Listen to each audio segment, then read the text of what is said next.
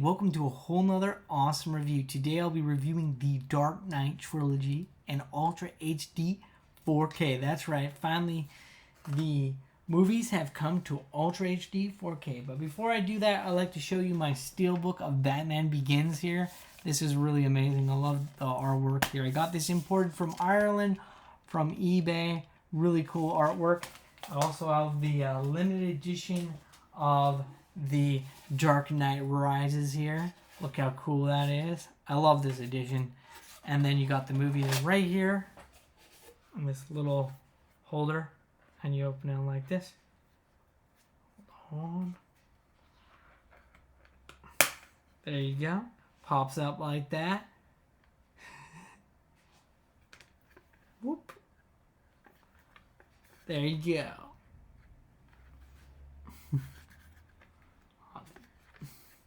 So yeah.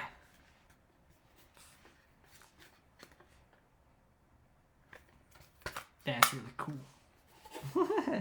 And then it goes right in there like that. That's cool. So anyways, let's get down to the Dark Knight 4K Ultra HD Trilogy. So we got the movies in 4K Ultra HD. We get them in Blu-ray and digital copies, of course. So if you want them on your computer, there you go. And let's open it up.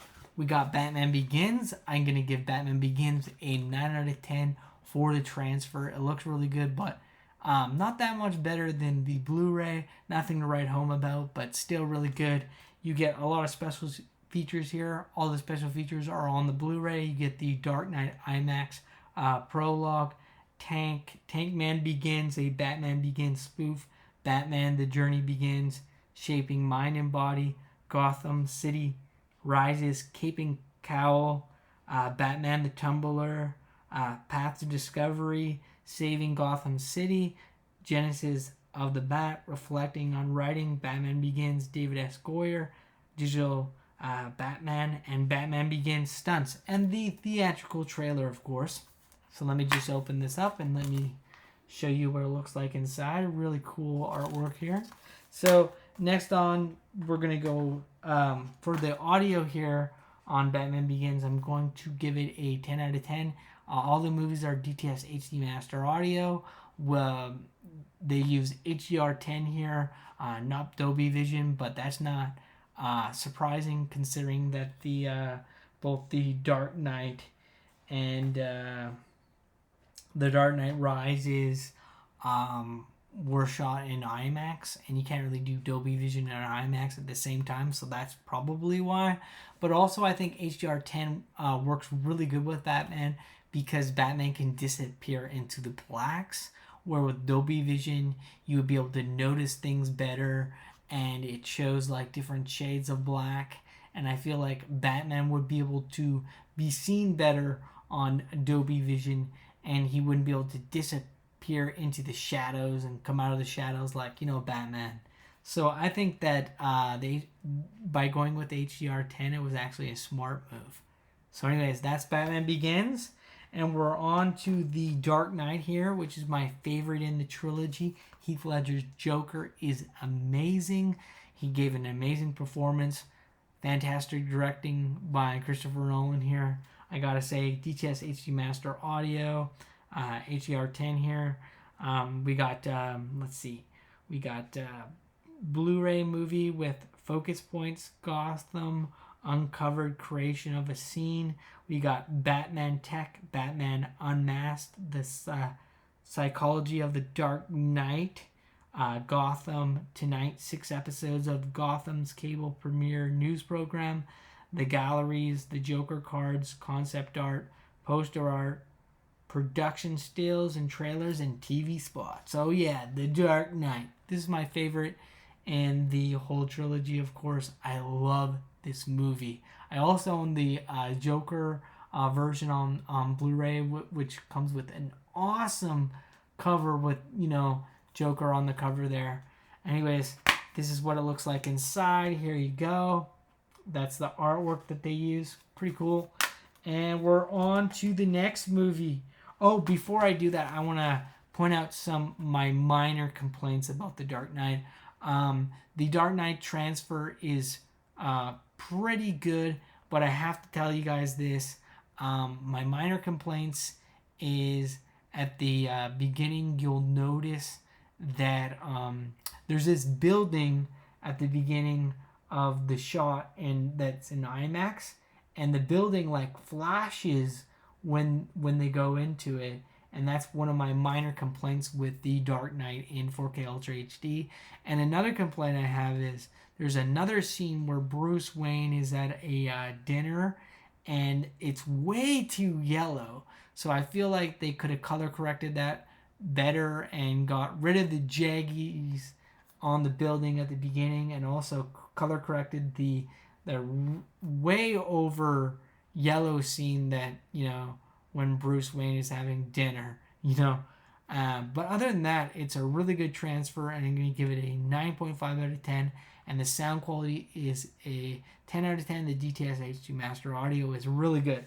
So on to the next movie here. We got The Dark Knight Rises, which is a great conclusion to a fantastic trilogy. Here we got DTS HD Master Audio, HDR10 again.